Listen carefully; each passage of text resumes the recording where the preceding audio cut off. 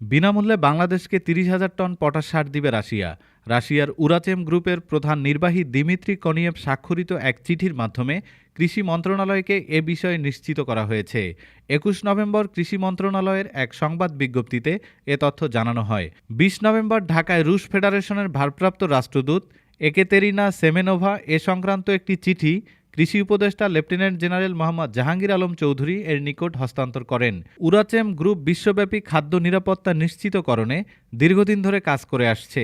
জাতিসংঘের বিশ্ব খাদ্য কর্মসূচির আওতায় বন্ধুত্ব ও গভীর আন্তরিকতার নিদর্শন হিসেবে সম্পূর্ণ বিনামূল্যে বাংলাদেশকে এ সার দেবে বলে জানিয়েছে প্রতিষ্ঠানটি।